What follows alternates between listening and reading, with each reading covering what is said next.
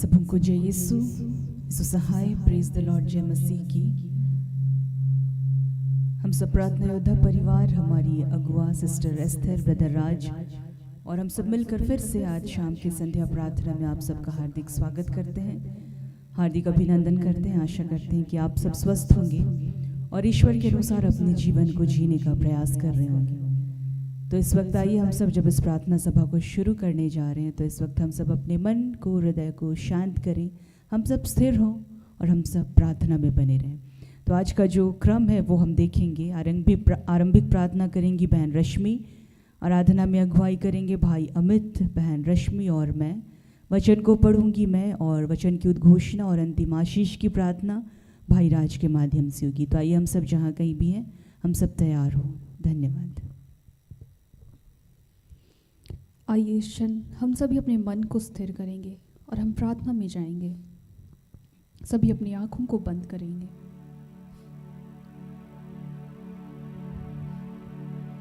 धन्यवाद हे जीवित महान सामर्थ्य पिता परमेश्वर, हम आपका धन्यवाद करते हैं हमारे सुंदर जीवन के लिए। प्रभु धन्यवाद करते हैं पिता, हमारी सांसें चल रही है पिता, हम आपका धन्यवाद करते हैं। हम इस दिन को देख पाते हैं प्रभु, हम इस पल को जी पाते हैं पिता, हम आपका धन्यवाद करते हैं। बहुत से ऐसे आपके बच्चे प्रभु आज किस दिन को नहीं देख पाए पिता, प्रभु हम उन्हें भी आपके हाथों समर्पित करते हैं पिता। और आपकी महान आशीष, आपकी कृपा, आपकी दया के लिए प्रभु हम आपका धन्यवाद करते हैं। हे प्रभु, हम आपके बच्चे पिता फिर आपके समक्ष आए हैं प्रभु पिता। इस क्षण में हमारे जीवन में, हमारे बीच में पिता आपकी उपस्थिति को मांगते हैं। हे पिता, हे यीशु, हे पवित्र आत्मा, हमारे जीवन में आइए, हमारे बीच में आइए पिता। हम आपको हमारे जीवन में पुकारते हैं हे प्रभु। हे पिता, आज के इस पूरे दिन में प्रभु और बीते जीवन में पिता, हमने जाने अनजाने में पिता अपने सोच, वचन, कर्म से प्रभु जिस भी रीति से आपको दुख दिया है पिता, जब जब हम आपकी इच्छा के विरुद्ध चले पिता, जब जब प्रभु हम आपकी शिक्षाओं का प्रभु पालन नहीं किए पिता, हम हर एक पाप, हर एक गलती के लिए प्रभु आपसे क्षमा मांगते हैं। और हे पिता, हमारे सगे संबंधियों के द्वारा किए गए पापों के लिए भी प्रभु हम आपसे क्षमा मांगते हैं पिता। इस क्षण में हम आपसे पवित्र आत्मा मांगते हैं प्रभु, ताकि पिता हम आपसे जुड़ पाए पिता, हम आपकी बातों को समझ पाए, हम पिता आपकी शिक्षाओं पर चल पाए प्रभु। हम आपसे पवित्र आत्मा की मांग करते हैं हे पिता।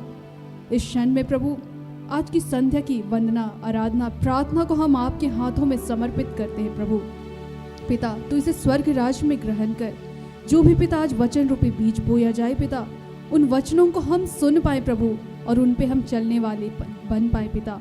और प्रभु जैसा तू चाहता है पिता, हम वैसे जीवन जीने वाले हो पाए पिता। तो हमें इस लायक बनाना है पिता कि हम आपके प्रिय पुत्र पुत्रियां कहलाएं हे प्रभु। हे पिता परमेश्वर, इस वक्त तमाम साउंड सिस्टम, इंस्ट्रूमेंट्स और सब बातों का नियंत्रण हम आपके हाथों में देते हैं पिता। जितने आपके बच्चे प्रभु इस वक्त प्रार्थना में जुड़े हैं प्रभु, हम उन्हें आपके हाथों समर्पित करते हैं। आज जिन भी प्रार्थनाओं को वो लेकर आए हैं पिता आपके समक्ष में, उनकी प्रार्थनाओं को आपके हाथों में देते हैं। चाहे हम दुख में हैं, हम सुख में हैं, हमारे जीवन में जो भी परेशानी है, बीमारी है प्रभु, हम सब कुछ के लिए आपका धन्यवाद करते हैं पिता। और हमारे जीवन में प्रभु हम आपकी इच्छा को मांगते हैं पिता, जैसा तू चाहता है पिता हमारे जीवन में प्रभु वैसा ही हो। हम इस वक्त का नियंत्रण आपके हाथों में देते हैं पिता और मांगते हर एक प्रार्थना यीशु के नाम से। इन्हें दया से सुन और स्वर्ग के राज्य में तू ग्रहण कर। आमीन।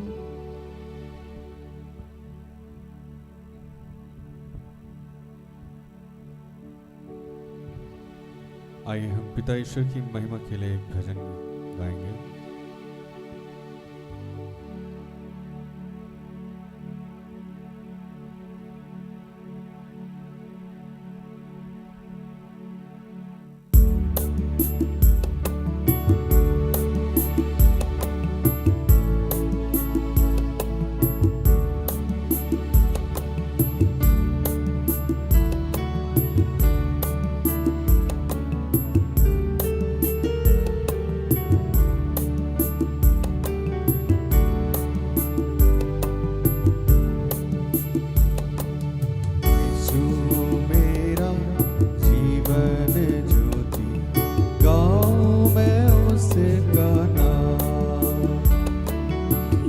यीशु मेरा जीवन ज्योति, गाऊं मैं उसका नाम। यीशु मेरा तारनहारा, गाऊं मैं उसका नाम।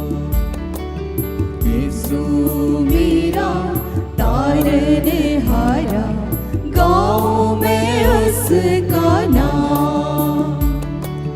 यीशु मेरा जीवन ज्योति, गाऊं मैं उसका नाम। यीशु मेरा जीवन ज्योति, गाऊं मैं उसका नाम। यीशु मेरा तारनहारा, गाऊं मैं उसका नाम। यीशु मेरा तारनहारा, गाऊं मैं उसका नाम।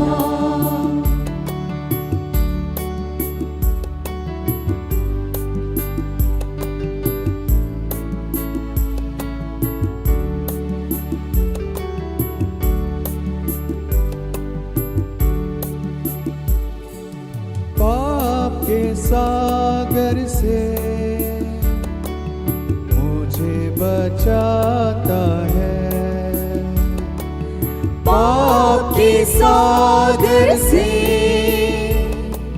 मुझे बचाता है। मृत्यु के जाल से मुझे उबारा है। मृत्यु के जाल से मुझे उबारा है। यीशु मेरा जीवन ज्योति, गाऊं मैं उसका नाम। यीशु मेरा तारनहारा, गाऊं मैं उसका नाम।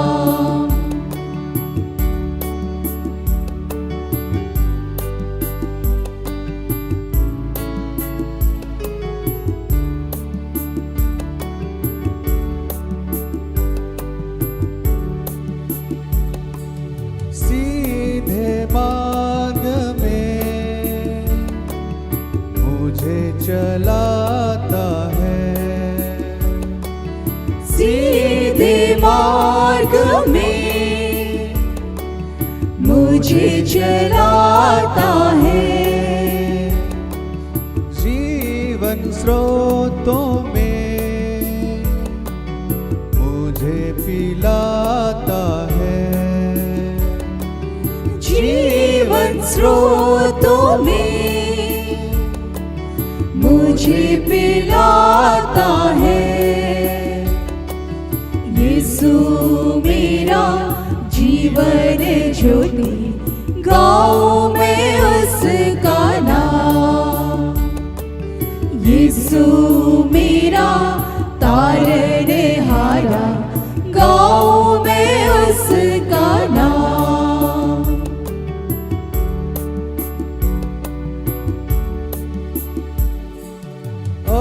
अपनी शक्ति से मुझे भर देता है। अपनी शक्ति से मुझे भर देता है। अपनी बाहों में मुझे उठाता है। अपनी बाहों में मुझे उठाता है। यीशु मेरा जीवन ज्योति, गाऊं मैं उसका नाम। यीशु मेरा तारनहारा, गाऊं मैं उसका नाम। यीशु मेरा जीवन ज्योति, गाऊं मैं उसका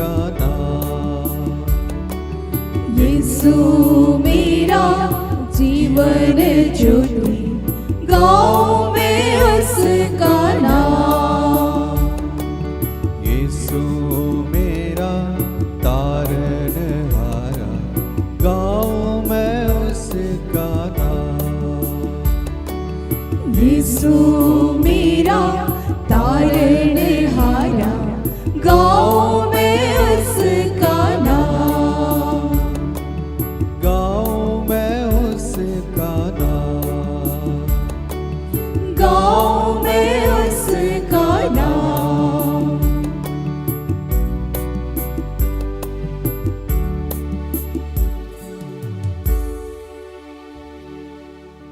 आइए एक और गीत के माध्यम से इस वक्त हम प्रभु का जय जयकार करते हुए इस आराधना के गीत को गाएंगे।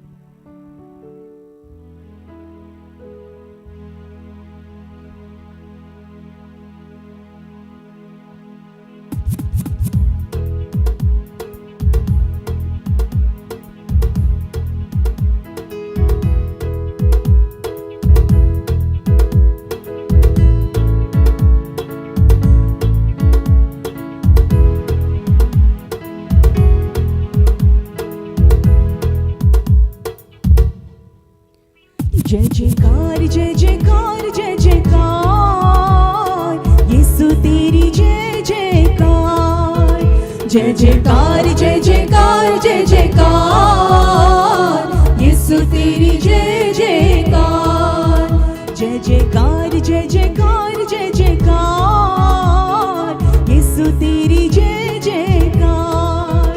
जय जयकार जय जयकार जय जयकार, यीशु तेरी जय जयकार। यीशु तेरी जय जय, यीशु तेरी जय, यीशु तेरी जय जय, यीशु तेरी जय, यीशु तेरी जय जयकार।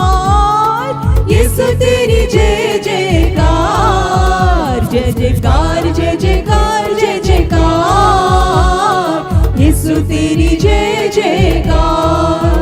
जय जयकार जय जयकार जय जयकार, यीशु तेरी जय जयकार।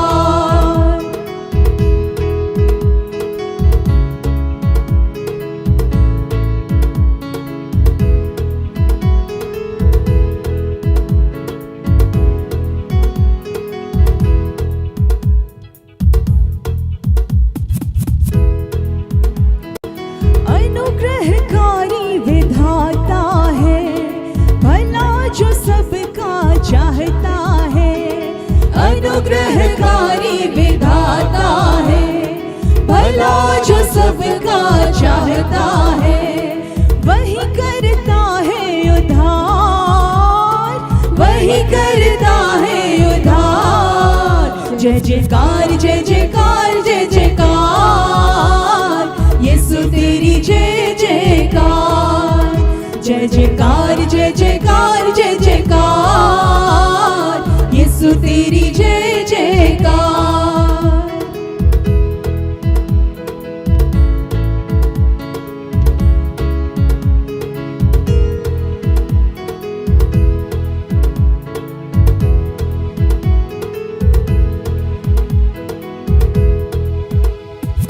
अति करुणा में दयालु है, क्रोध विलंब से करता है। अति करुणा में दयालु है, क्रोध विलंब से करता है। सबसे वो करता है प्यार, सबसे वो करता है प्यार। जय जयकार जय जयकार जय जयकार, यीशु तेरी जय जयकार। जय जयकार जय जयकार जय जयकार, यीशु तेरी जय जयकार।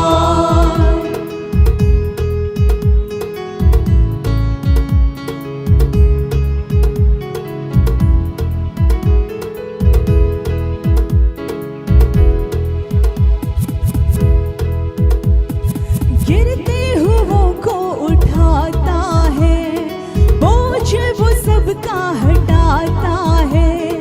गिरते हुओं को उठाता है, बोझ बोझ वो सबका हटाता है। महिमा तेरी अपार, महिमा तेरी अपार। जय जयकार जय जयकार जय जयकार, यीशु तेरी जय जयकार।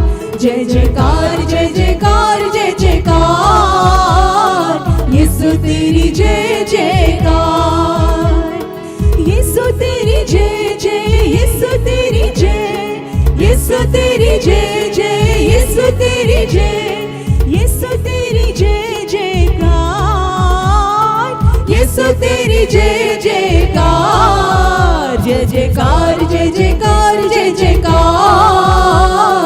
यीशु तेरी जय जयकार। जय जयकार जय जयकार जय जयकार, यीशु तेरी जय जयकार। यीशु तेरी जय जयकार, यीशु तेरी जय जयकार।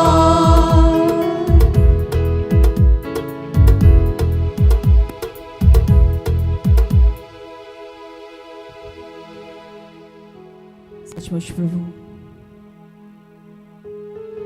आपकी कृपा, आपकी दया, आपका प्रेम इतना महान है प्रभु कि हम आपका जितना गुणानुवाद करें, आपकी जितनी जय जयकार करें कम है प्रभु। हे पिता, फिर से आपने हम सबको प्रभु, हम सबको अपने प्रेम से भरा पिता, हम आपको धन्यवाद देते हैं प्रभु। आज के दिन हम फिर से आपसे मांगते हैं प्रभु कि हम सबको अपनी शांति प्रदान करना प्रभु, हम सबके हृदय को, मन को शांत करना प्रभु, ताकि हम आपको सुन सकें पिता।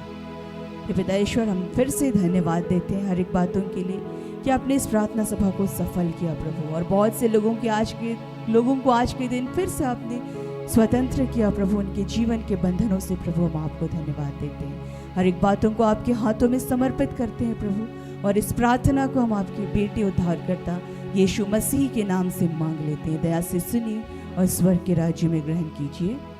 आमीन।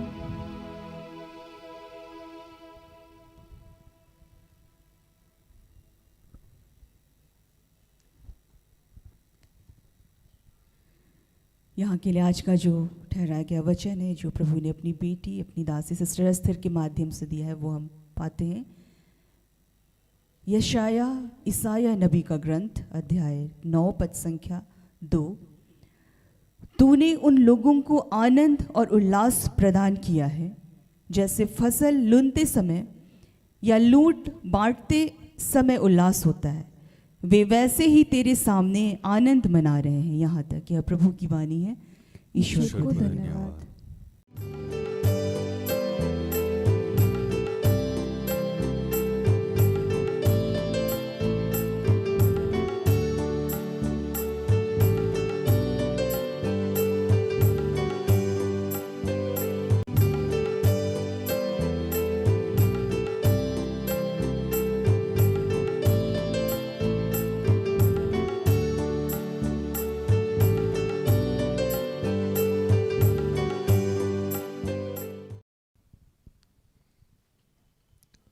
सबों को जय यीशु। यीशु सहाय। आइए हम वचन सुनने से पहले प्रार्थना करें कि हे दयालु पिता, हे स्वर्ग और पृथ्वी के सृजनहार, हे हम सबके रचयिता, तेरा धन्यवाद करते हैं आज के सुंदर और आशीषित दिन के लिए। तेरा धन्यवाद जो तूने एक नए अध्याय के रूप में हमारे जीवन से जोड़ दिया। धन्यवाद प्रार्थना योद्धा परिवार के लिए और इससे जुड़ चुके और जुड़ने वाले तेरे तमाम बच्चों के लिए। धन्यवाद इस वक्त जितने लोग जहाँ से मुझे देख रहे हैं, सुन रहे हैं, उन सब के लिए तेरा धन्यवाद। उनकी समस्याओं के लिए तेरा धन्यवाद। उनके जीवन में जो दुख है, सुख है, आशीष है, उस सब के लिए तेरा धन्यवाद। धन्यवाद पिता, तूने हम सबको विश्वास का वरदान दिया है प्रभु, तेरा धन्यवाद करते हैं कि ये प्रभु धन्यवाद करते हैं सिस्टर एस्थर और ऐसे जितने तेरे दास दासी हैं उन सब के लिए तेरा धन्यवाद। उनके अभिषेक के लिए तेरा धन्यवाद करते हैं कि पिता गर्भ से लेके अब तक तूने हमें संभाला, हमारी छोटी से लेके बड़ी सारी ज़रूरतों को अपने शाही खत्ते खोल के पूर्ण किया। हम तेरा धन्यवाद करते हैं कि प्रभु तू जानता है कि हम कैसे कैसे अनगिनत पाप करते हैं, कभी जान के कभी अनजाने से, कभी सोच के कभी समझ के कर बैठते हैं प्रभु जो तेरी इच्छा तेरी आज्ञा के विरुद्ध है। हे प्रभु उन तमाम बातों के लिए दिल की गहराइयों से तुझसे क्षमा चाहते हैं। अपने पुत्र यीशु के लहू से धो के शुद्ध और पवित्र कीजिए। और प्रभु जो बातें पवित्र शास्त्र की आज आप हम सबको सिखाना चाहते हैं, समझाना चाहते हैं, वो आपके बगैर संभव नहीं है। पिता पुत्र पवित्र आत्मा हम सबकी मदद कीजिए। जो भी डिस्टर्बेंस की बातें हैं, जो भी रुकावट की बातें हैं, वो सब यीशु के नाम से समाप्त करते हैं। धन्यवाद की प्रार्थना प्रभु यीशु के जीवित और पवित्र नाम से मांगते हैं। दया से सुन और स्वर्ग के राज में ग्रहण कर, आमीन। हालेलुया। आज जो वचन मिला हम लोगों को मिला यशाया 9:2।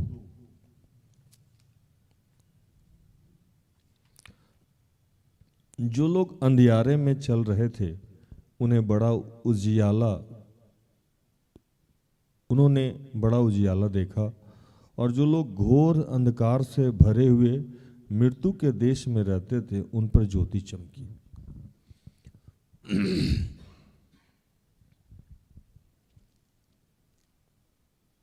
जब भी ज्योति शब्द आता है तो ज्योति सीधा ही सीधा ईश्वर को और विशेषकर यीशु को संबोधित करता है।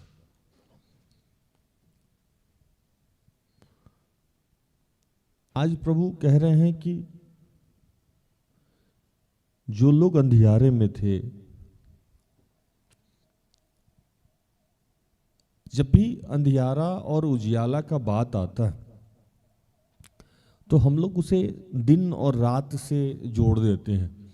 या जैसे यहाँ काफ़ी लाइट्स लगी हुई है स्टेज पे, इसको हम लोग उजाला समझेंगे, और जहाँ लाइट्स नहीं है उसको अंधेरा समझेंगे। लेकिन जब बाइबल को आप गहन अध्ययन करिएगा और पवित्र आत्मा जब आपको सिखाना और समझाना शुरू करेगा तो अंधियारा और उजाला ये तो है ही, बट अंधेरा और उजाला का मतलब होता है कि जीवन के मूल्य रहस्यों को जानना, जीवन के शिक्षाओं को, उचित और अनुचित बात को जानना। जो उचित है वो उजाला है और जो अनुचित है वो अंधियारा है। जो सही है वो उजाला है और जो गलत है वो अंधेरा है।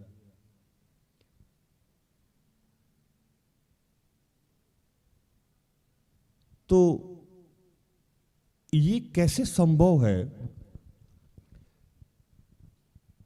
कि हम अंधियारा और उजियाला, जो आज प्रभु कहना चाह रहा है, वो क्या कहना चाह रहा है? कुछ बातों को पहले समझिए। बहरे का मतलब वो नहीं होता है जिसका कान खराब हो, और अंधे का मतलब वो नहीं होता है जिसका आंख खराब हो। अंधा वो है जिसे सच्चाई दिखाई नहीं दे रहा है। अंधा वो है जिसे बुराई दिखाई नहीं दे रहा है। अंधा वो है जो बुरा देख के भी बुरा देखना नहीं चाहता है, सही देख के भी सही समझना नहीं चाहता है। उसको बाइबल अंधा कहता है।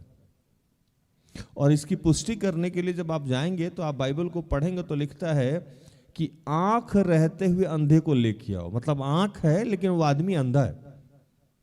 और कान रहते हुए बहरे को लेके आओ। मतलब कान है लेकिन आप उचित और अनुचित का भेदभाव नहीं समझते, तो कौन सा कान का क्या मतलब है? क्या सुनने, क्या सही सुनना है और क्या गलत सुनना है?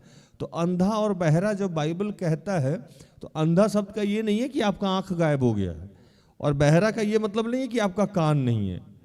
तो जैसे अंधियारा उजियाला मैंने आपको बताया पवित्र के सामर्थ्य से, वैसे मैंने अंधा और बहरे के बारे में आपको बताया। अभी ये सब से मुक्ति हमारी कैसे हुई?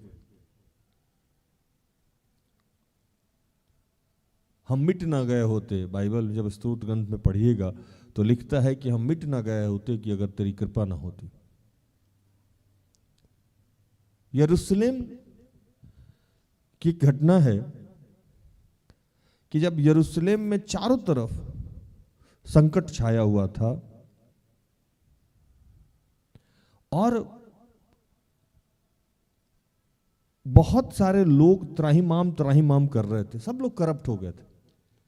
ये दाऊद और ये सुलेमान के बाद की घटना है, सारे लोग करप्ट हो गए थे। अब कुछ बचा ही नहीं था, ईश्वर के मार्ग पे चलना ही लोग बंद कर दिए थे। तो उस समय राजा आहा था, इमानुएल के चिन्ह चमत्कार थे, और यशायाह नबी उसी समय कार्य के लिए बुलाए जा रहे थे। ये सूर्य की बात मैं बता रहा हूं, यशायाह नबी का कार्य आरंभ हो रहा था, और राजा जो थे उस समय के आहाज थे, और अशूर, ये सब राजा लोग उस समय हुआ करते थे, और यशायाह नबी का उस समय कार्यभार शुरू हो रहा था। तो प्रभु एक संदेश दे रहा था इन लोगों को कि अगर आप नहीं सुधरे तो आपका विनाश हो जाएगा, और विनाश हो जाएगा समझा रहा था, और समझाने के क्रम में बहुत सारी बातों को कह रहा था वो। और उस समय स्थिति ये हो गई थी कि ये सारे लोग, जितने लोग यरूशलेम में रहते थे, वो सारे लोग भूत साधने वाले को, देवी देवता को पूजा करने वाले को, मौलवी, ओझा, टोना करने वाले, इन लोगों के पास जाने लगे थे। इतना करप्शन बढ़ गया था कि ईश्वर का इन्होंने सब अस्तित्व ही समाप्त कर दिया था। ईश्वर नाम का कोई चिड़िया है, इस बात को ये भूल ही गए थे, और ये सारा सलाह वलाह करने के लिए भी चले जाते थे। और प्रभु इस पे भड़क गया था, और इतना भड़का कि बोला कि अगर जो लोग भी उसके अनुसार चला, मतलब जैसे मान लीजिए कि हम गलत कर रहे हैं और हमारे बच्चे को प्रभु समझा रहा है कि अगर तुम भी राज के अनुसार चलोगे तो तुम्हारा भी वही हाल करेंगे जो हम उसका करने जा रहे हैं। एक वचन पढ़ी, यशायाह 8:11।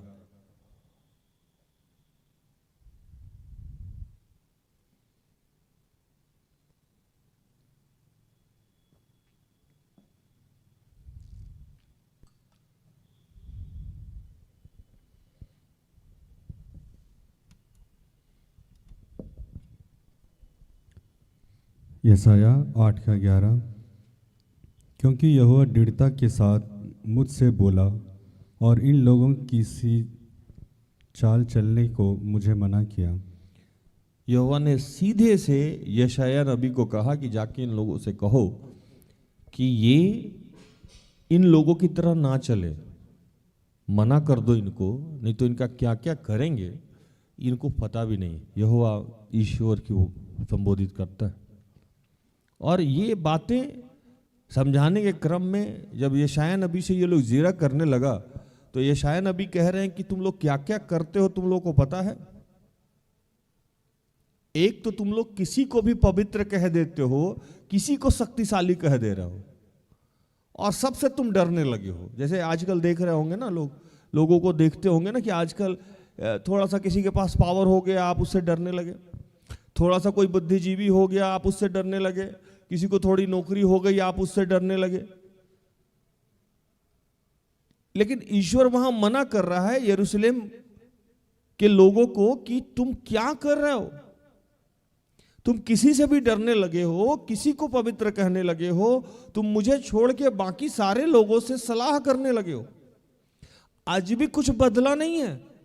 आज भी हमारे समाज में पावर का, पैसा का, शिक्षा का, गुण का इतना प्रभाव पड़ा है कि हमने उसे मूर्त बना लिया है, हमने उसको मूर्ति बना लिया है, और आज हम उसकी साधना में लगे हुए हैं।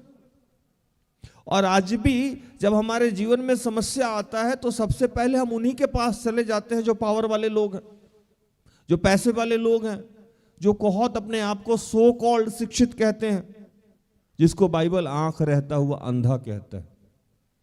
कि अगर आपको व्यवस्था की बातों की जानकारी नहीं है, अगर आपको ईश्वर की शिक्षा और आज्ञाओं की जानकारी नहीं है, तो आप कितने बड़े भी शिक्षित हैं तो आप आंख रहते हुए अंधे, आप कान रहते हुए बहरे। ऐसे लोगों को प्रभु यह बाइबल में कंगाल कहता है। कंगाल का मतलब यह नहीं है कि आपके पास धन नहीं है, कंगाल का मतलब यह है कि आपके पास ईश्वर का ज्ञान नहीं।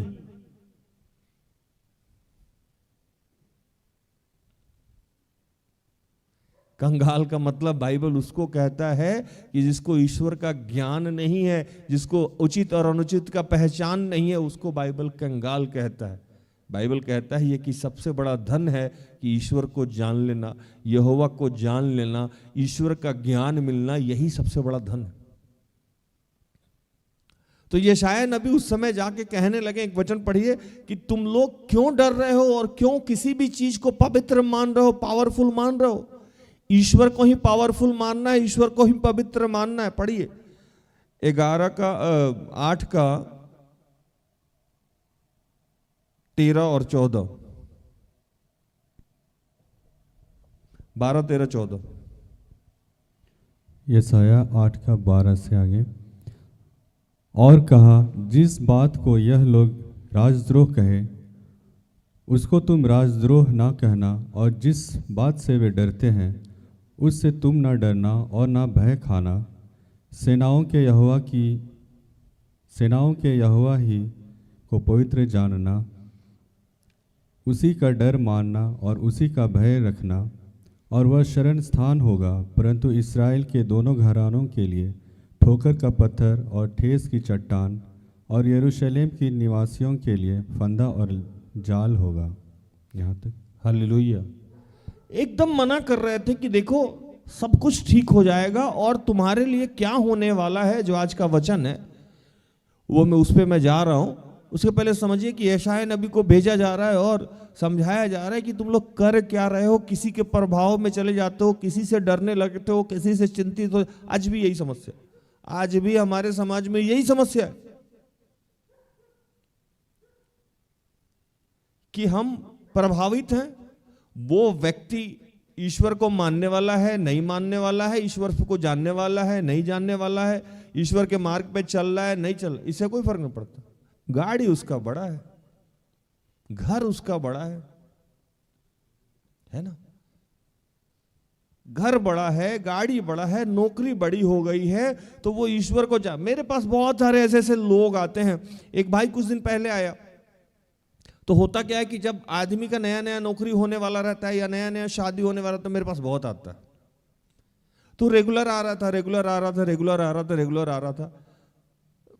मैंने उसे बताया, सिस्टर एस्थर ने बताई, क्योंकि हम लोग दोनों आदमी साथ में ही मिलते हैं, तो हम लोगों ने उनसे कहा कि भैया आप सेटल हो जाओगे। सेटल हो गए। एक दिन मैं चर्च से निकल रहा था, वो भी भाई चर्च से निकल रहा था। पवित्र आत्मा ने मुझे बताया कि ये राज किसी बड़े समस्या में पड़ने वाला है। भाई साहब की नौकरी हो गई थी, शादी भी हो गई थी तब तक, और वो मेरे पास आना जाना अब मतलब निकल गया, पहचानते नहीं, यूं जा रहे हैं ऐसे हमें जानते नहीं, अब क्या जरूरत है। तो लोग जब मुझे छोड़ता है तो वो मुझे नहीं छोड़ता है, वो मेरे माध्यम से ईश्वर को छोड़ता है। जब वो कहता है कि भैया समय नहीं है, तो मैं मानता हूं कि मेरे लिए नहीं, ईश्वर के लिए समय नहीं है आपके पास। ऐसा नहीं है कि आप मुझे छोड़ के कहीं और संगति करने लगे हैं, ऐसी भी बात नहीं है। आप मुझे छोड़ रहे हैं तो इसका मतलब सबको छोड़ रहे हैं, आप कहीं और भी नहीं जा रहे हैं। और चर्च तो लोग शादी के बाद 2-3 संडे चला जाता है धन्यवादी वगैरह देने के लिए। कुछ दिन बाद वो आए, मैं उनको बड़ा प्यार से मिला, और मैं हूं, हालांकि अब आजकल आदत सुधार रहा हूं, बोलने से बच रहा हूं। तो मैं माना नहीं और उस भाई को मैंने कह दिया। कुछ दिनों के बाद वो भाई बिल्कुल ही हमारे सेवकाई से कट गया। पैसा का प्रभाव, नौकरी का प्रभाव, खूबसूरत बीबी का प्रभाव, है ना, नए नए शादी में रोमांस का प्रभाव, बहुत सारी बातें होती है। उस समय ये दाढ़ी वाला याद नहीं आता है किसी को, है ना, और मैं याद नहीं आता हूं तो मेरा प्रभु भी याद नहीं आता है। क्योंकि डॉक्टर और वैद्य की जरूरत तब पड़ती है जब बीमारी हो। जब सब कुछ स्वस्थ रहे तो क्यों किसी को याद आना। इसीलिए कवि ने कहा कि दुख में सुमरन सब करे, सुख में करे न कोई, और जो सुख में सुमरन करे तो दुख काहे को होए। जब आपका बहुत अच्छा टाइम चलता हो तो उस समय आपको प्रभु को याद करना चाहिए। दानियल यही करता था, अयूब यही करता था और दाऊद भी यही करता।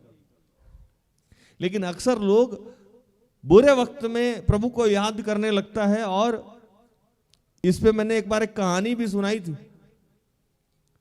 कि क्यों बुरा वक्त आपके जीवन में प्रवेश कर जाता है। तो वो कहानी याद आ गया तो बोलते चलूं। अब एक बिल्डर कंस्ट्रक्शन का काम कर रहा था, 2-4 तल्ला ऊपर काम कर रहा था और नीचे मिक्सर मशीन चल रहा था। मिक्सर मशीन तो आप लोग समझते ही होंगे, जिसमें बालू वालू, अभी रोहित भाई नया घर बनाए हैं, मिक्सर मशीन तो समझते हैं ना भैया, है ना, जिसमें सीमेंट बालू मिला के हम लोग मसाला तैयार करते हैं। तो मिक्सर मशीन चल रहा था और जो कंस्ट्रक्शन का काम कर रहा था, मान लीजिए बिल्डर था, ठेकेदार था, जो भी था, वो 3-4 तल्ला पे था, वो चिल्ला रहा था, ए रोहित नीचे तक। भाई सुन ही नहीं रहा था। तो वो सुन नहीं रहा था तो वो सोचा कि कैसे ये ऊपर देखेगा, क्योंकि मिक्सर के आवाज में वो दबा हुआ था और उस बेचारे की भी गलती नहीं थी। वो इतना साउंड था नीचे कि वो ऊपर से आवाज दे रहा था, वो नहीं सुन पा रहा था। आज भी आपकी कोई गलती नहीं है। वो साउंड जो है ना, जो मिक्सर का साउंड है, वो शादी के चक्कर में आप इतना पड़े हैं कि दूसरा साउंड नहीं सुनाई दे रहा। आप नौकरी के चक्कर में इतना पड़े हैं जो दूसरा, आप एक्सरसाइज करने के चक्कर में, फिटनेस के चक्कर में इतना पड़े हैं कि आपको दूसरा साउंड सुनाई नहीं दे रहा है। आप माँ बाप, परिवार और बाकी सारे सिस्टम में, समाज में, परंपरा में, रीति रिवाज में आप इतना उलझे हुए हैं। और इंश्योरेंस लेने में तरह तरह का समस्या है, भविष्य की चिंताएं हैं, परिवार को सुधारना है, बच्चों को पढ़ाना है, और ये जायज भी है, होना भी चाहिए। ये आज का मिक्सचर है जो इतना साउंड कर रहा है कि आपको दूसरा कुछ सुनाई नहीं दे रहा। ऊपर से जो बिल्डर था वो क्या किया कि पहले 50 रुपए का नोट नीचे गिराया, ठीक ऐसे करके जो उसके माथे पे गिरे। नोट नीचे गिरा, रोहित देखा, रोहित मान लीजिए हम लेबर का नाम रख देते हैं। रोहित नीचे देखा, नोट था, धीरे से दबा के रख लिया। सोचा कोई दूसरा देखेगा तो वो भी कहेगा मेरा है, मेरा, रख लिया। फिर ऊपर नहीं देखा कि कहां से आ रहा है। जैसे आज हमारे पास नौकरी का आशीष आ रहा है, विवाह का आशीष आ रहा है, बाकी सारी आशीषें आ रही हैं, तो हम देख नहीं रहे कि आ कहां से रहा। उठको धन्यवाद कर देना, बिल्कुल नहीं, चुपचाप रख लेना है पॉकेट में। रख लिया, फिर नहीं देखा। फिर कंस्ट्रक्शन का जो काम कर रहा था, 100 का भेजा, 200 का भेजा, 500 का भेजा। अभी तो 1000 वाला बंद हो गया। तो वो बोला कि 2-3 बार भेजने के बाद भी ये नहीं देखा। तो बोला अब क्या करें। तो प्रभु कुछ दिनों तक आशीष भेजता रहता। और जब वो नहीं सुना तो वो कंस्ट्रक्शन वाला क्या किया कि पत्थर का एक टुकड़ा लेके छोड़ दिया, धड़ से उसके माथा पे गिरा। ये देखा, बोला अब देखिए, है ना। तो हमारे जीवन में दुख इसीलिए आता है कि हम, प्रभु आशीष देता रहता है तो हम बाकी साउंड में लगे हुए हैं, बाल बच्चा, परिवार, ये वो, ऐसे वैसे। इसीलिए उसने कवि ने बना दिया कि दुख में सुमरन सब करे, सुख में करे ना कोई। सुख में तो सारा आवाज सुनाई दे रहा है, एकदम टाइम है, सारा चीज में आप फंसे हुए हैं, तो वो जान के आपके ऊपर दुख रूपी पत्थर गिरा देता है कि देखा भाई, देखा। यहां भी यही समझा रहा है यशाया नबी जाके, और आज भी हम लोग यही समझा रहे हैं। मैं अपने आप को यशाया नबी नहीं कह रहा हूं, मेरे जैसे जितने प्रभु के बच्चे हैं, दास हैं, दासी हैं, ये सब यही समझा रहे हैं कि आपके जीवन के लिए एक उद्धारकर्ता जन्म लिया हुआ। आपको डरने की जरूरत नहीं है, आपको किसी और को पवित्र कहने की जरूरत नहीं है, आपको किसी और बारे में सोचने की जरूरत नहीं है। वो आया ही इसीलिए है, वो भेजा ही इसीलिए गया है। और यशाया नबी इस बात को बड़े प्यार से समझा रहे थे यरूशलेम के वासियों को कि आपको किसी और को पवित्र कहने की जरूरत नहीं है, किसी और से आपको प्रभावित होने की जरूरत नहीं है, किसी और से डरने की जरूरत नहीं है। लोगों ने पूछा ऐसा कैसे, हम क्या करते हैं? तो उन्होंने कह दिया कि क्या कहा सो सुनिए कि जब आप समस्या में पड़ते हैं तो क्यों नहीं आप ईश्वर के पास जाते हैं। तो एक वचन है जो बहुत पॉपुलर वचन है, 11:19 पढ़िए।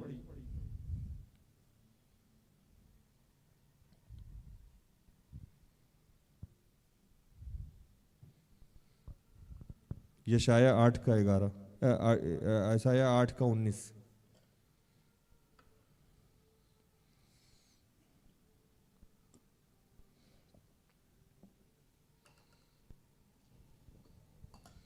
यशाया 8:19। जब लोग तुमसे कहें कि ओझाओं और टोनहों के पास जाकर पूछो, जो गुनगुनाते और फुसफुसाते हैं, तब तुम यह कहना कि क्या प्रजा को अपने परमेश्वर ही के पास जाकर ना पूछना चाहिए? क्या जीवितों के लिए मुर्दों से पूछना चाहिए? आज भी क्या है, कभी कोई समस्या हुआ तो सीधे हम फटाफट वहां चले जाते हैं जो तुरंत में रिमेडी दे। प्रभु बोल रहा है कि आपको सबसे पहले ईश्वर के पास नहीं जाना चाहिए, वेदी के पास नहीं जाना चाहिए, यीशु के पास नहीं जाना चाहिए, प्रार्थना में नहीं बैठना चाहिए, बाइबल नहीं पढ़ लेना चाहिए कि इसमें क्या उपाय बताया गया। तो आपके जीवन में बीमारी हुई, आप फटाक से डॉक्टर के यहाँ भाग गए। जैसे मैं बार बार कहता हूं, कोई समस्या में पड़े तो आप नेता को फोन करिएगा, पुलिस को फोन कीजिएगा, अपने सगे संबंधी में जो पावरफुल आदमी है उसको फोन कीजिएगा, घर चाहिए तो ब्रोकर को फोन कीजिएगा। आपको नहीं लगता है कि उपवास के साथ प्रार्थना कर लेना चाहिए? कोई भी समस्या जब हमारे जीवन में आता है तो आज मुर्दा किसको संबोधित किया जा रहा है? जो कि इंसान है लेकिन वो ईश्वर को प्राथमिकता नहीं दे रहा है, तो वो जीते हुए भी क्या हो गया है? मर गया। जिसने पावर को ईश्वर मान लिया है, जिसने पैसे को ईश्वर मान लिया है, वो आपकी क्या मदद करेगा? वो तो खुद मरा हुआ है। तो यशायाह नबी यही सब उन लोगों को समझा रहे थे और समझाते समझाते कहें कि निश्चिंत रहो, तुम्हारे लिए अगर तुम थोड़ा सा अपने जीवन में बदलाव किए और आज अगर फिर से तुम स्वीकार किए, तो तुम्हारे लिए एक ऐसा व्यक्ति, एक ऐसा सुपर पावर, एक ऐसा इंसान पृथ्वी पे भेजा जा रहा है जो कि जो लोग अंधियारे में चल रहे हैं उन्हें बड़ा उजियाला दिखाई देगा, जो लोग घोर अंधकार में भरे हुए मृत्यु देश में रहते हैं उन पर ज्योति चमकेगी। आपकी सारी समस्याओं का समाधान ही करने के लिए तो यीशु आया था, कुछ अलग से करने नहीं आया था। सारी ही समस्याओं का समाधान करने आया था यीशु। आज भी कह रहा है कि आपकी सारी समस्याओं का अंत हो जाएगा। जैसे यीशु को किस काम के लिए भेजा गया था? यीशु को इसलिए भेजा गया था, 42 यशाया 42 को जब पढ़िएगा तो 6-7 में लिखा है,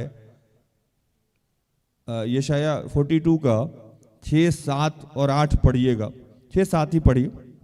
यीशु प्रॉपर इसी काम के लिए आए थे जो मैं बता रहा था, आप समझ में आए? पढ़िए।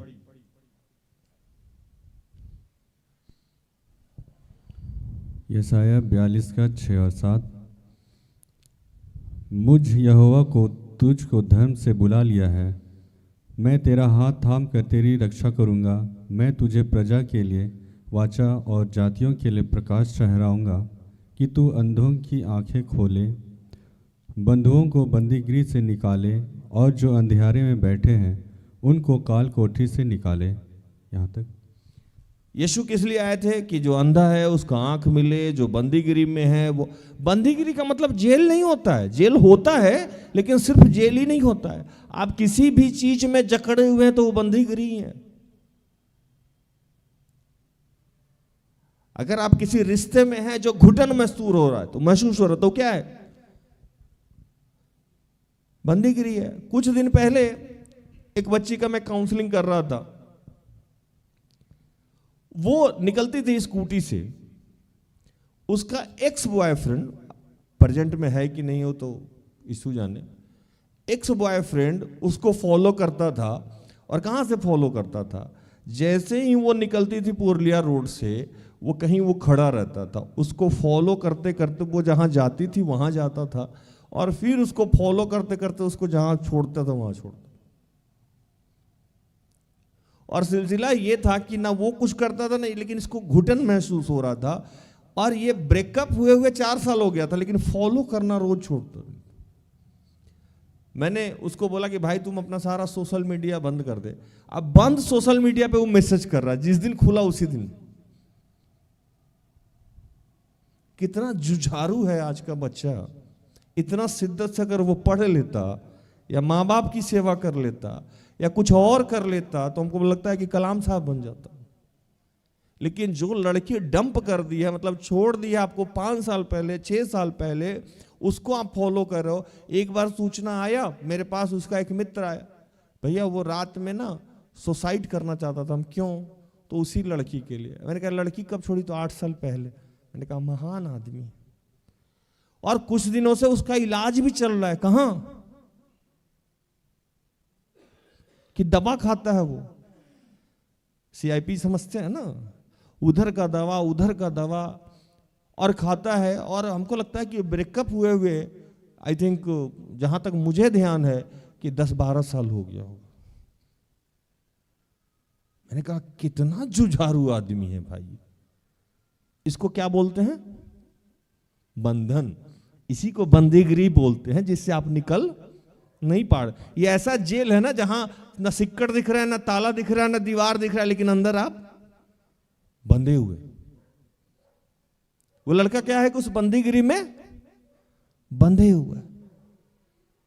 आप किसी को देखते होंगे कि बचपन में उसके साथ किसी ने गलत किया, थप्पड़ मार दिया, या किसी वजह से उसका कॉन्फिडेंस लूज हो गया।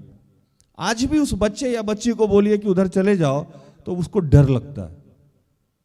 हाँ या नहीं? लगता है ना? ये क्या है? उसका बंदीगिरी हो गया है, वो निकल ही नहीं पा रहा उस जेल से। आप बचपन में अगर गरीबी से त्रस्त रहे हुए हैं, आज भी आपको जब पैसे की बात आती है आप डर जाते हैं। बचपन में किसी लड़के लड़की से अगर आप त्रस्त हुए हैं, आज भी अगर कोई लड़की है और अगर लड़का से बचपन में त्रस्त हुआ है, दूसरा लड़का देख के डर लग जाता है, नहीं जाएंगे, वहां मर्द है, पुरुष है, डरा हुआ है, सहमा हुआ है। ये क्या है? ये बंदीगिरी है।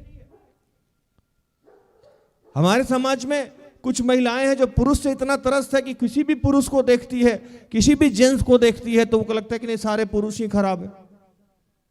मैंने एक महिला हमको समझा रही थी कि सब पुरुष एक जैसा होता है। अचानक मेरे मुंह से निकल गया, यीशु भी पुरुष ही थे। मेरा मुंह ऐसे देखिए, है ना? मेरा भी पहले मानना था कि हर औरत गंदी होती थी, लेकिन प्रभु का आत्मा बताया नहीं, ये सही नहीं है।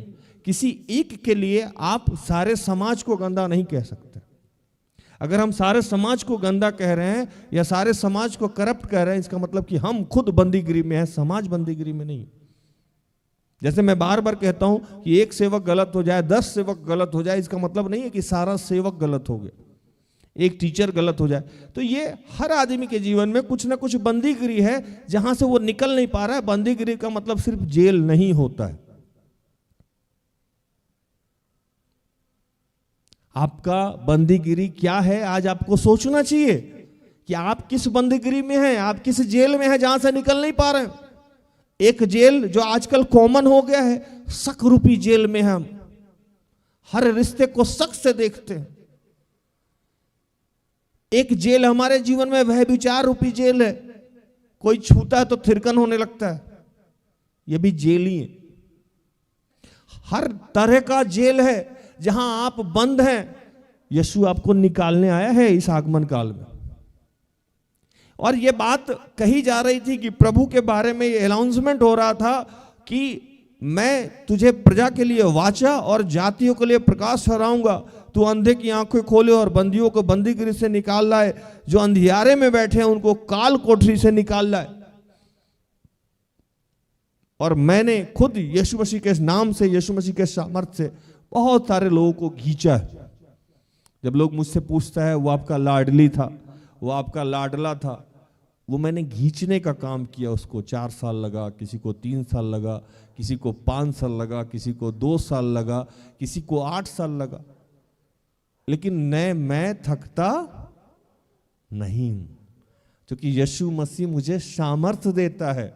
और वही काम अगर आपको लग रहा है कि यीशु मसीह आपके लिए आया है, तो आप कहीं भी किसी भी समस्या में हैं, किसी भी अंधियारे में हैं, किसी भी काल कोठरी में है, किसी भी समस्या में है, तो वो आपको निकालने के लिए आया है। आपको कुछ करना नहीं है। एक वचन कहता है कि उठ के प्रकाशमान हो जाओ। यशायाह 60 को जो पढ़िएगा, यशायाह 60 का 1 पढ़िए, 1 और 2 और 3। यशायाह 60 का 1 से 3। उठ प्रकाशमान हो, क्योंकि तेरा प्रकाश आ गया है और यहोवा का तेज तेरे ऊपर उदय हुआ है। देख, पृथ्वी पर तो अंधियारा और राज्य राज्य के लोगों पर घोर अंधकार छाया हुआ है, परंतु तेरे ऊपर यहोवा उदय होगा और उसका तेज तुझ पर प्रकट होगा, और अन्य जातियां तेरे पास प्रकाश के लिए और राजा तेरे आरोहण के प्रताप की ओर आएंगे। यहाँ तक कह रहे हैं कि आपको जगना चाहिए, उठिए, एक्साइटमेंट दिखाइए। आपकी सारी समस्याओं का समाधान हो चुका है। तो प्रभु कह रहा है उठिए। जैसे आप समझिए कि कल लोटा पानी में आपको जाना है, सुबह आपको गोवा के लिए फ्लाइट पकड़ना हो बेंगलोर होते हुए, किसी को लद्दाख जाना हो, है ना, किसी को हनीमून पे जाना हो, जो चीज जितना एनर्जी आपको वहां लगता है, अगर उतना ही एनर्जी आपको यह विश्वास है कि यीशु आपके लिए आया है, तो उसी एनर्जी के साथ आपको उठना चाहिए। और उठिए और मान लीजिए कि आपके जीवन के सारे समस्याओं का समाधान हो गया है। क्यों? तो वो आया ही इसलिए। किस लिए आया है? बंदीगिरी से निकालने।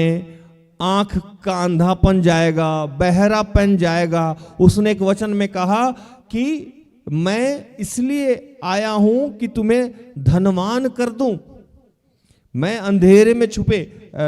पढ़िए वचन, कहा सुरक्षा देने की बात कहा कि हर जगह। एक वचन कहता है 43 का 2 पढ़िए, यशायाह 43 का 2।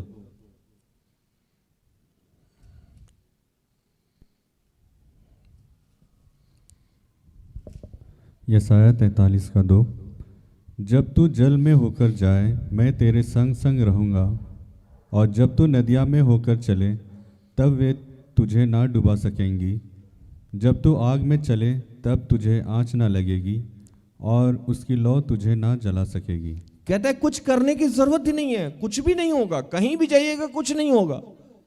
चिल कीजिए, रिलैक्स रहिए, मैं हूं आपके साथ, है ना। आपको आज समाज की सबसे बड़ी समस्या क्या है? धन है। पढ़िए 45 का 3 पढ़िए।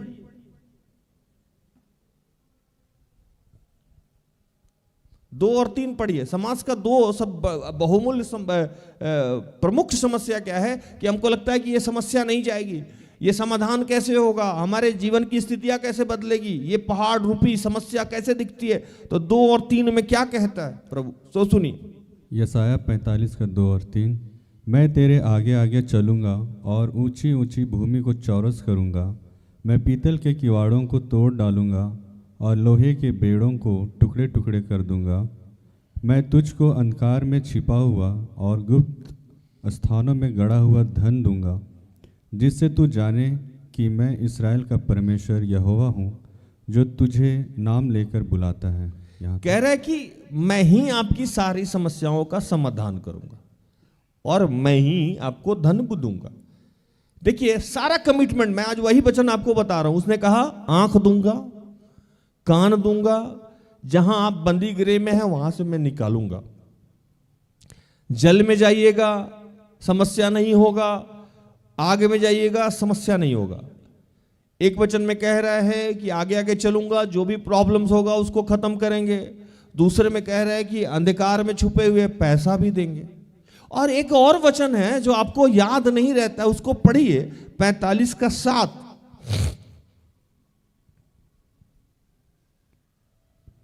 45 का 7। मैं उजियाले का बनाने वाला और अंधियारे का सृजनहार हूँ।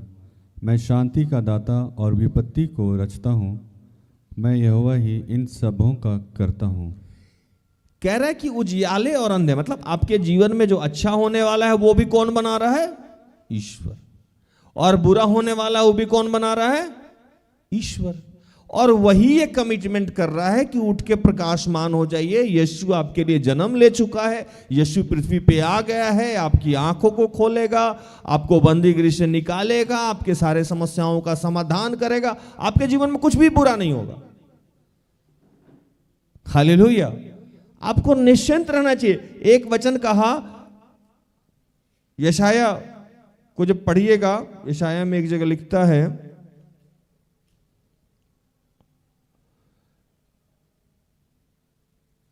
इकतालीस का 10,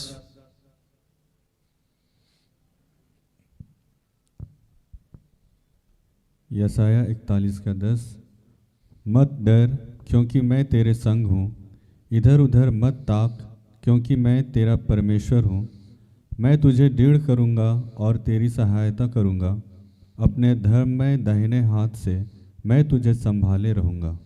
हालेलुया। कह रहे कि इधर उधर देखने की जरूरत ही नहीं है, मत डरिए, कुछ मत करिए, कुछ भी मत करिए, विश्वास कीजिए कि यीशु मसीह का जन्म हो गया आपके हृदय में। अपने आप को तैयार कर लीजिए इस आगमन काल में, एकदम रिलैक्स हो जाइए, कुछ बुरा नहीं हो सकता आपका, सब चीज का कंट्रोलिंग उसी के हाथ में। अगर ये आज भी आप नहीं मानते हैं, पौलुस कहता है ना कि आप अगर मानते ही नहीं है कि यीशु मसीह का पुनः जन्म हुआ है, आप ये मानते ही नहीं है कि यीशु मसीह मरा और गाड़ा और उसका पुनरुत्थान हुआ, तो क्यों सुनते हैं बाइबल, क्यों क्रिश्चियन कहलाते हैं? अगर आप क्रिश्चियन कहलाते हैं और बाइबल के सिर्फ इस छोटी सी बात पे आपको यकीन है कि यीशु मारा गया, गाड़ा गया और उसका पुनरुत्थान हुआ, तो आपके सारी समस्याओं का समाधान हो। आपको रिलैक्स हो जाना चाहिए, एकदम चिल करना चाहिए। यीशु मसीह का जन्म हो चुका है, यीशु मसीह आ चुका है, वो शांति का राजकुमार है। आपको पता है कि यीशु मसीह को देखने के लिए एक व्यक्ति था जो बरसों से तरस रहा था। बाइबल को जब पढ़िएगा, लूका को जब पढ़िएगा, तो एक व्यक्ति था जिसका नाम था शामोन, जो कि बहुत ही धर्मी व्यक्ति था और पवित्र आत्मा से गाइड होता था। उसको पवित्र आत्मा बता चुका था, वो ईश्वर को ईश्वर का आत्मा बताया था कि यीशु जन्म लेने वाला है, उद्धारकर्ता जन्म लेने वाला है। और एक दिन की घटना क्या घटी कि यीशु का जन्म हुआ, और यीशु के जन्म के बाद जैसे हमारे समाज में, हमारे धर्म में कहा जाता है कि पौलौठा को चढ़ाया जाता है, मतलब जैसे दशवांश दिया जाता है, जैसे जो भी पहला आए है वो दिया जाता है, तो हमारा जो पहला बड़ा बच्चा है वो भी हम लोग ईश्वर को देते हैं। तो उस परंपरा का निर्वहन करने के लिए यीशु को मंदिर में ले जाया गया, उसे शुद्ध किया गया। और पढ़िए वचन, पढ़िए 22, लूका 2 का 22 और 23। लूका 2, 22 और 23। जब मूसा की व्यवस्था के अनुसार उनके शुद्ध होने के दिन पूरे हुए, तो वे उसे यरूशलेम में ले गए कि प्रभु के सामने लाएं, जैसा कि प्रभु की व्यवस्था में लिखा है कि हर एक पहलौठा प्रभु के लिए पवित्र ठहरेगा।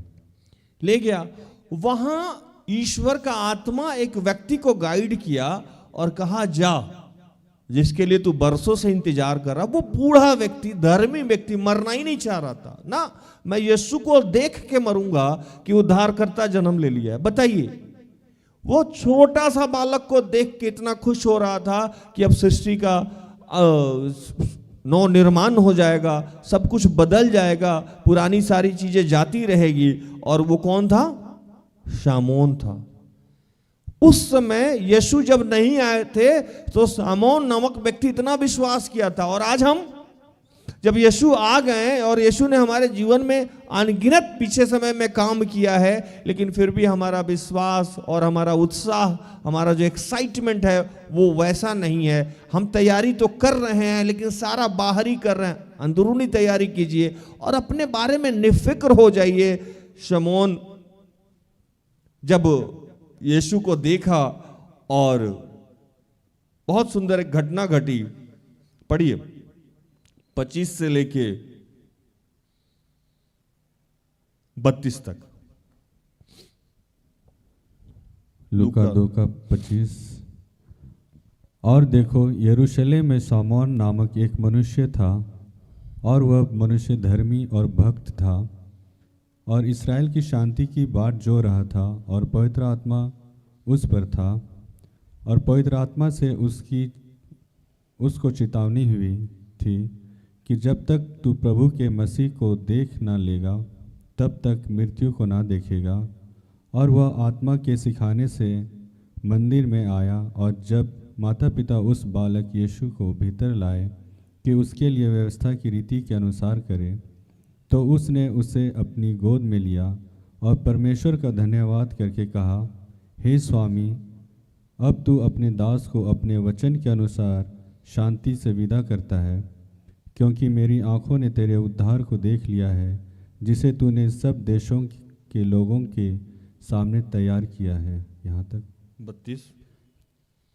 कि वह अन्य जातियों को प्रकाश देने के लिए ज्योति, और तेरे निज लोग इस्राएल की महिमा हो। हालेलुया। शमौन प्रभु को देखा, बालक प्रभु को देखा, छोटे पर प्रभु को एकदम गोद में लिया और बोला कि अब मेरा काम पूरा हुआ, अब मैं मर सकता हूं, बूढ़ा आदमी। और शमौन वहां जाते थे एक और मैसेज दिया जो पूरे बाइबल में मैसेज है कि यीशु मसीह अन्य जातियों के लिए भी आए हैं। मतलब उनके लिए पार्टिकुलर कोई भी यहूदी गैर यहूदी नहीं है, वो जो भी आदमी समस्या में है उन सब के लिए यीशु मसीह आया है। वो लिखता है 32 में कि वो अन्य जातियों को प्रकाश देने के लिए ज्योति है। अन्य जाति 32, लूका 2:32 डालिए, लूका 2:32, जिसमें लिखता है कि वो अन्य जातियों को। और शमौन यही समझा रहा था कि अब मुझे रिलैक्स हो जाना होगा, क्योंकि उस समय फरीसी लोग कहता था, जो मूसा की व्यवस्था पे चलता था, कि ईश्वर सिर्फ मेरा है। और इस बात से जितने धर्मी लोग थे, जो सही में धर्मी लोग थे, धर्मी आज भी बाइबल जान लेना धर्म की पहचान नहीं है, क्योंकि आज भी बहुत सारे सेवक लोग उल्टा पुल्टा बाइबल को समझाते हैं। आज भी मैं अभी वचन सुनाने से पहले मैंने कहा कि सिस्टर एस्थर, मुझे भी अपने बच्चों को वो शिक्षा देनी होगी जैसे यीशु 5 रोटी और कुछ मछली के माध्यम से कुछ लोगों को खाना खिला के चल रहे थे, और नाव में उन लोगों को समझा रहे थे कि तुमको ऐसे ऐसे नहीं करना चाहिए। तो वो लोग बोला रोटी के बारे में समझा रहे हैं। प्रभु यीशु ने कहा कि नहीं, तुमको इन फरीसियों के खमीर से बचना चाहिए। आज भी वैसे सेवक से आपको बचना चाहिए जो आपको गलत शिक्षा दे रहा है, नहीं तो वही डैमेज कर रहे हैं आपको, दूसरा कोई डैमेज थोड़ी कर रहा है। मैं बार बार इस बात को कह रहा हूं। और शमौन उस समय भी इस परेशान था। उस समय भी जो फरीसी लोग थे, जो व्यवस्था को जानने वाले लोग थे, उन्होंने यीशु मसीह को, उससे यीशु मसीह तो थे नहीं, ईश्वर को अपने प्रॉपर्टी मान रखा था कि ईश्वर सिर्फ मेरे हैं, बाकी लोगों के पास ईश्वर जाएगा ही नहीं। लेकिन यीशु के पास आने के बाद एक क्लियर मैसेज था कि ईश्वर सबका है, यीशु सबका है। वो चाहे जिस भी जाति से हो, वो चाहे जिस भी धर्म से व्यक्ति हो, वो अगर उसकी चाहत है बदलने की, अगर आपकी भूख है ईश्वर की पाने की, अगर आप चाहते हैं कि ईश्वर आपके जीवन में आए, तो ईश्वर आपके जीवन में यीशु मसीह को भेजेगा। बहुत गंभीर बात मैं बता रहा हूं। अगर आपको भूख यीशु मसीह की पाने को नहीं बताया, मैंने आपको कहा कि अगर आपको किसी भी धर्म जाति में, है, आप हिंदू हैं, सिख हैं, मुस्लिम हैं, ईसाई हैं, क्रिश्चियन हैं, अगर आपको ईश्वर को जानने की ललक है, ईश्वर को पाने की ललक है, ईश्वर की शिक्षा समझने की ललक है, ईश्वर यीशु मसीह को आपके पास भेज देगा। कैसे? जब तक पिता आकर्षित ना करे कोई पुत्र के पास नहीं जाता है। मार्ग, सत्य और जीवन मैं हूं, जो मुझसे होके जाता है वही तो पिता के पास जाता है।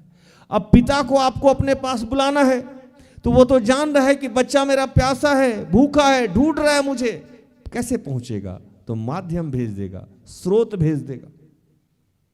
आजकल देखते हैं ना, जैसे केबीसी में आपका सिलेक्शन हो गया तो टिकट वहां से आ जाएगा कि चले जाइए, होटल सब बुक हो जाएगा।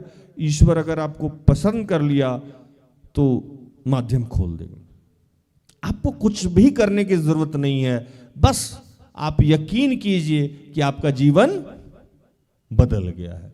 तो प्रभु इन सारे वचनों से आप सबको और मुझे भी आशीषित करे। आमीन।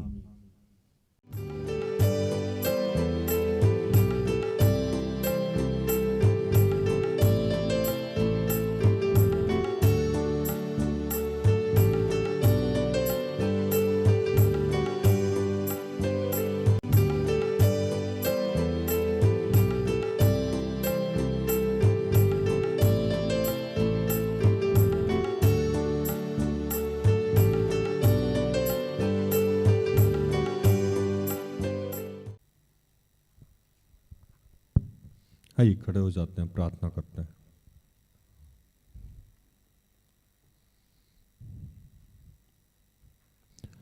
कि हे दयालु पिता, ये स्वर्ग और पृथ्वी के सृजनहार, ये हम सब के रचयिता, तेरा धन्यवाद करते हैं। प्रभु तू सचमुच हम सबके जीवन में आया है, हमारे जीवन को बदला, हमारे जीवन की सारी समस्याओं का तूने समाधान किया है। प्रभु तू सचमुच हमारे हृदय में, हमारे घर में, हमारे परिवार में नए रूप से जन्म लिया है प्रभु, और हमारे सारी समस्याओं का समाधान किया है प्रभु। इसलिए हम तेरा धन्यवाद करते हैं।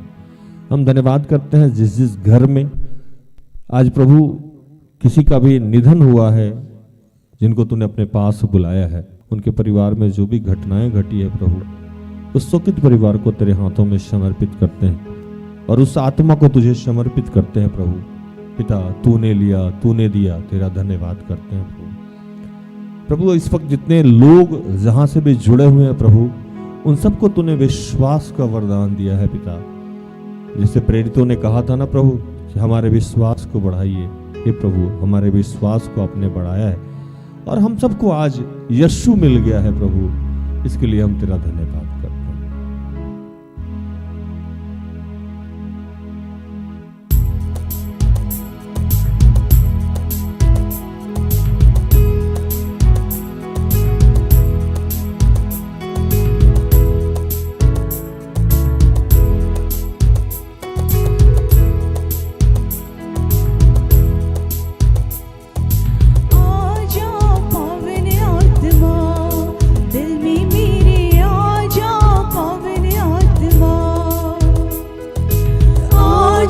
पावन आत्मा दिल में मेरे आजा, पावन आत्मा नूतन कर दे, पावन कर दे, नूतन कर दे, पावन कर दे, पावन आत्मा, पावन आत्मा, पावन आत्मा, पावन आत्मा आजा, पावन आत्मा दिल में मेरे आजा, पावन आत्मा आजा, पावन आत्मा दिल में मेरे आजा, पावन आत्मा। हे दयालु पिता, जितने बीमार तेरे बच्चे हैं मैं उनके लिए प्रार्थना करता हूँ। जो लोग पढ़ाई, एग्जाम, परीक्षा के लिए प्रार्थना चाहते हैं, बेरोजगार हैं उनके लिए प्रार्थना चाहते हैं, जो नशे से ग्रसित हैं उनके लिए प्रार्थना करता हूँ, जो आर्थिक रूप से समस्या में है उनके लिए प्रार्थना चाहता हूँ, जिनके परिवार में क्लेश है मैं उनके लिए प्रार्थना चाहता हूँ, जो विवाह के लिए इच्छुक हैं उनके लिए प्रार्थना चाहता हूँ, जो निसंतान है उनके लिए प्रार्थना चाहता हूँ।